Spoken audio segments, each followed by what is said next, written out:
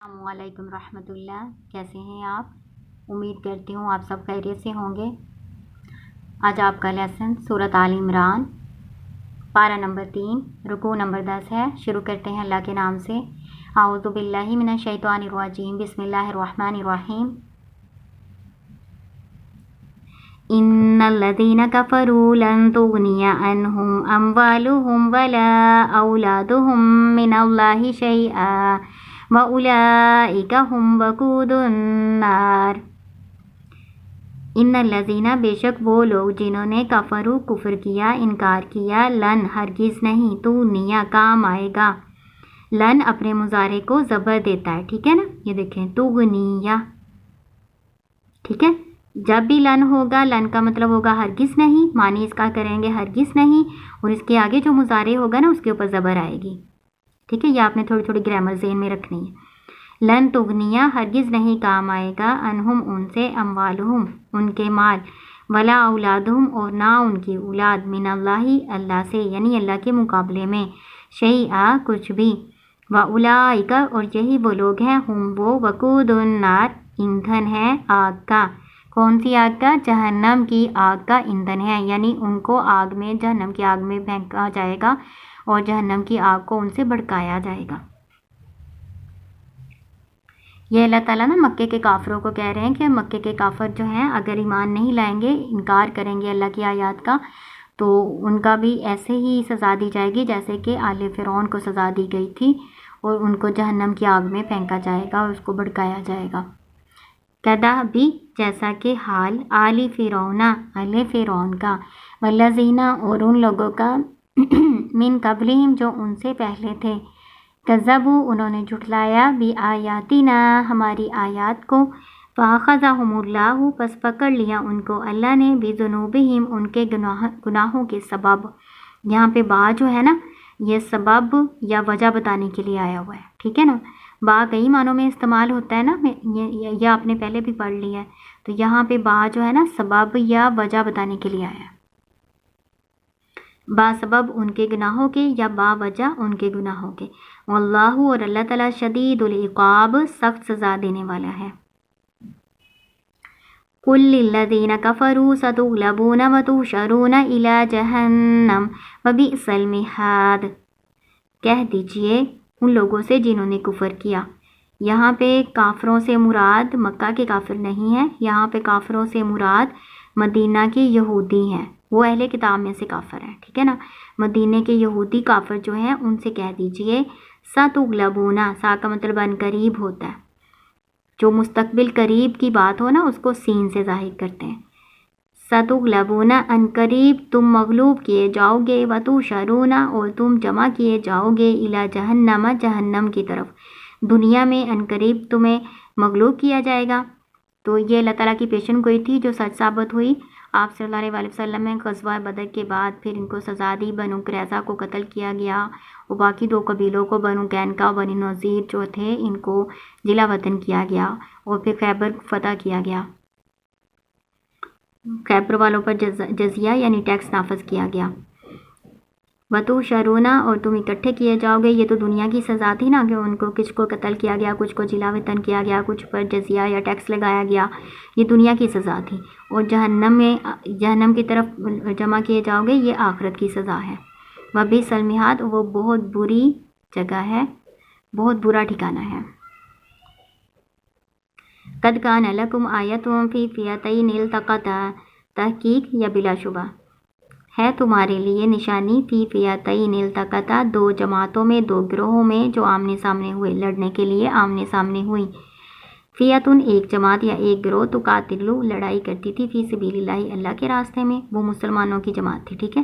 وأخری اور دوسری کافرت ہوئیں، یرونہم کافر تھی، وہ دیکھتے تھے ان کو، مثلیہم دگنا اپنے سے، رأی العین ظاہری نظر میں، یعنی دیکھنے کی نظر میں کافروں کو مسلمان دگنے لگتے تھے اور مسلمانوں کو کافر دگنے لگتے تھے۔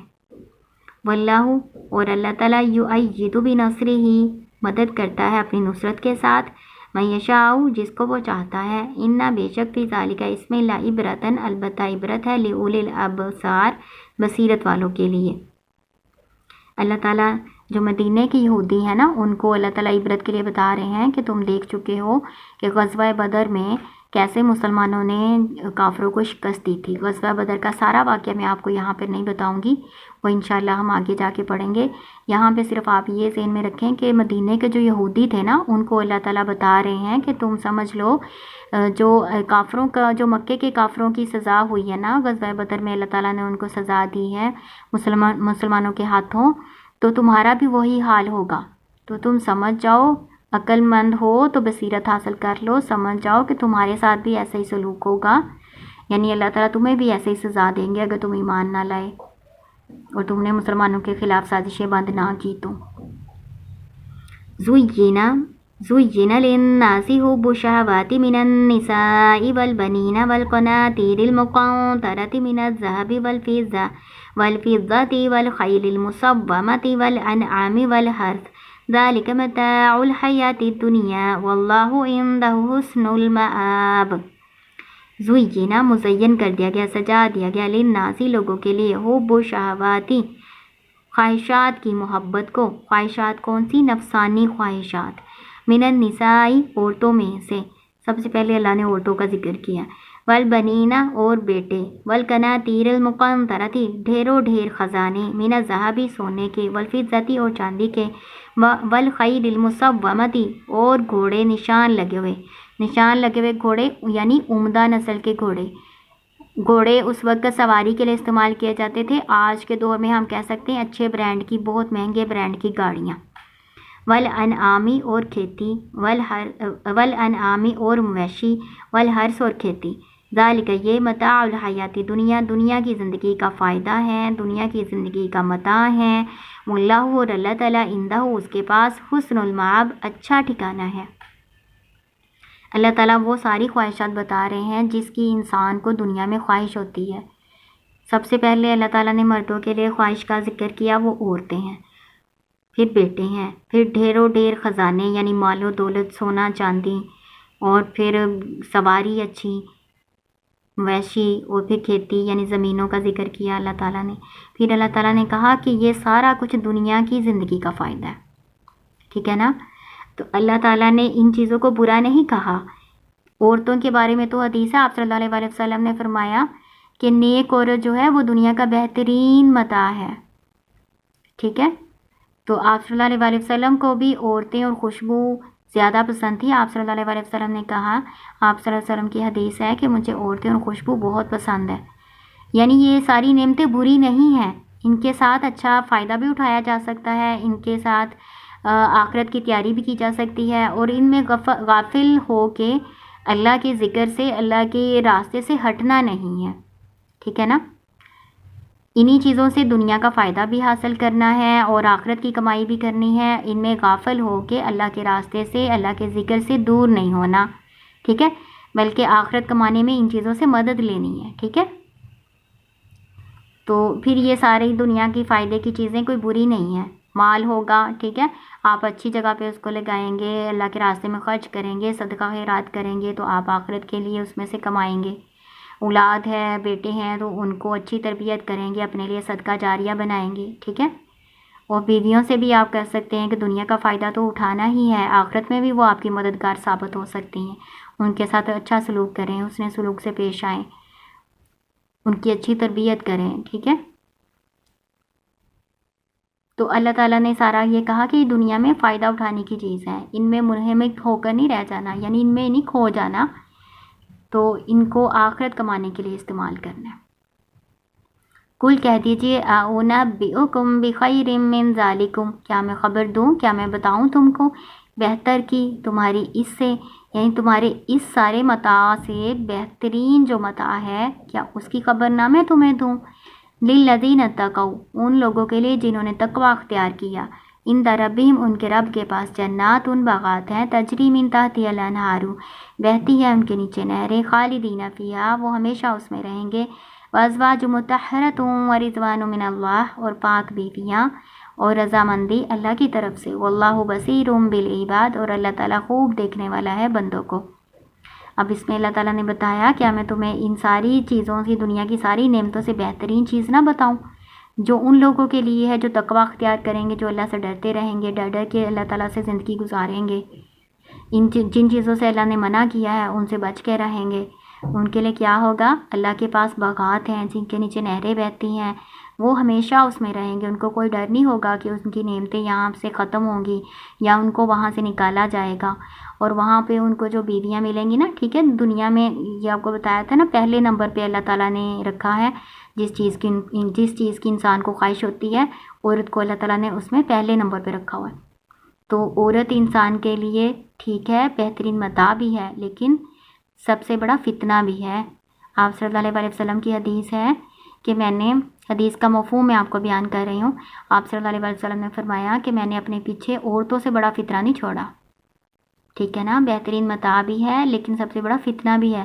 تو اس لیے اللہ تعالیٰ نے یہ انسان کی خواہش کے مطابق اللہ تعالیٰ نے کہا کہ تمہیں جنت میں پاک بیویاں ملیں گی۔ دنیا میں تو کئی طرح کی گندگی ہوتی ہے نا عورتوں کے ساتھ، تو آخرت میں نہیں ہوگا، نہ ان کو حیض نفاس ہوگا، نہ جسم کے فالتو بال ہوں گے، نہ پیشاب پخانہ ہوگا، پسینہ برا والا نہیں ہوگا، ٹھیک ہے، تو کوئی بری چیز نہیں ہوگی، ہر طرح سے پاک صاف بیویاں ان کو ملیں گی۔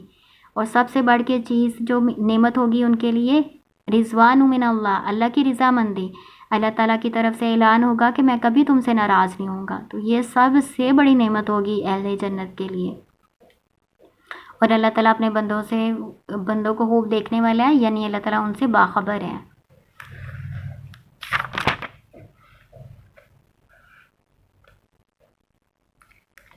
اب وہ کون سے لوگ ہیں جو تقوی اختیار کرنے والے ہیں، ان کے اندر اور کون سی خوبیاں وہ اللہ تعالیٰ نے آگے بتائی ہیں۔ الذین یقولون ربنا اننا آمنا فاغفر لنا ذنوبنا وقنا عذاب النار، وہ لوگ جو کہتے ہیں اے رب ہمارے، بے شک ہم ایمان لائے، بس بخش دے ہم کو ہمارے گناہ، وقنا اور بچا ہمیں عذاب النار، آگ کے عذاب سے، ان جہنم کے آگ کے عذاب سے ہمیں بچا۔ والصابرین والصادقین والقانتین والمنفقین والمستغفرین بالاسحار، صبر کرنے والے، سچ بولنے والے، فرما بردار، خرچ کرنے والے اور بخشش طلب کرنے والے سحری کے وقت، یہ آپ کو پتہ ہے تہجد کے ٹائم اللہ تعالیٰ کی طرف سے اعلان ہوتا ہے، اللہ تعالیٰ دنیا والے آسمان پر آ جاتے ہیں اور اللہ تعالیٰ اعلان کرتے ہیں ہے کوئی بخشش طلب کرنے والا، میں اس کی بخشش کر دوں، ٹھیک ہے نا۔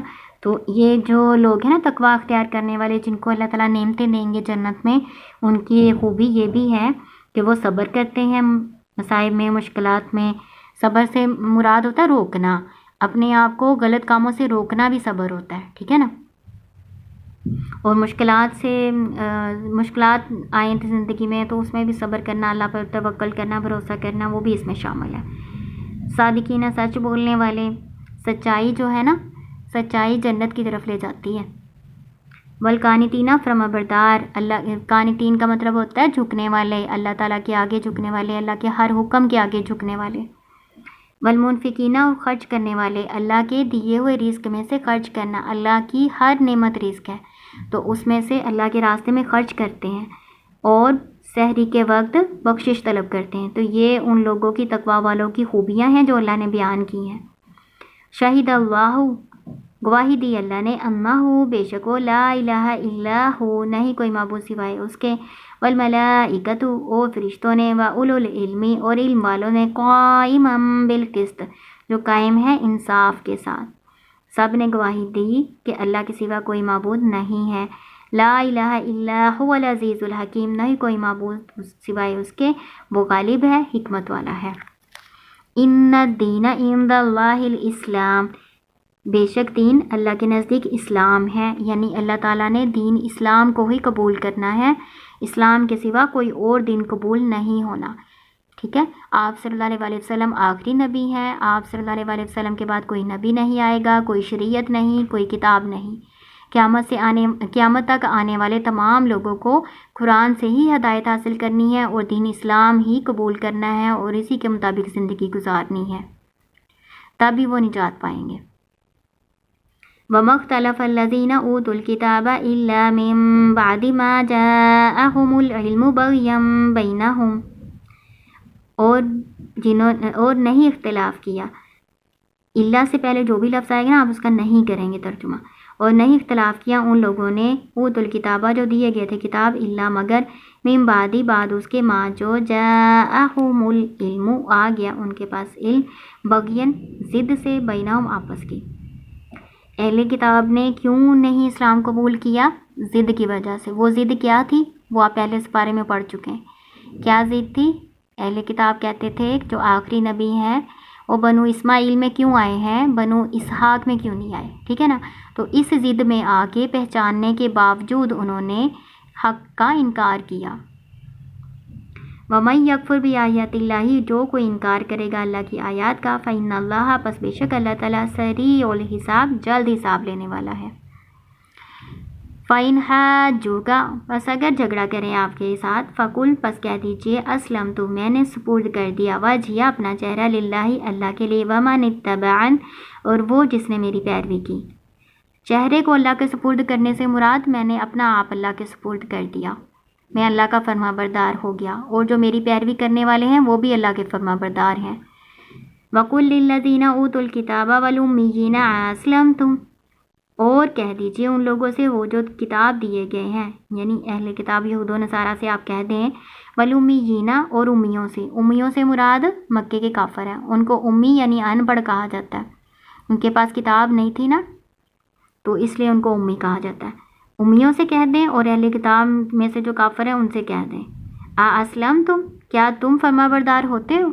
ہم تو اللہ کے فرما بردار ہو گئے ہیں، کیا تم اللہ کے فرما بردار ہوتے ہو؟ یہ جو حمزہ ہے نا یہ اس کو کہتے ہیں حمزہ استفہامیہ، اس کا معنی ہوتا ہے کیا. فَإِنْ أَسْلَمُوا پس اگر وہ فرما بردار ہو گئے فَقَدِ اهْتَدَوْا پس تحقیق وہ ہدایت پا گئے.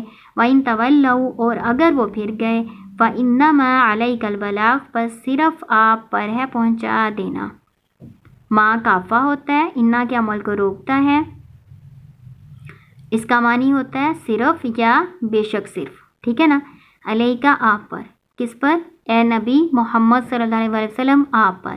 بلاغو پہنچا دینا ہے. کیا پہنچا دینا ہے؟ اللہ کا پیغام پہنچا دینا ہے.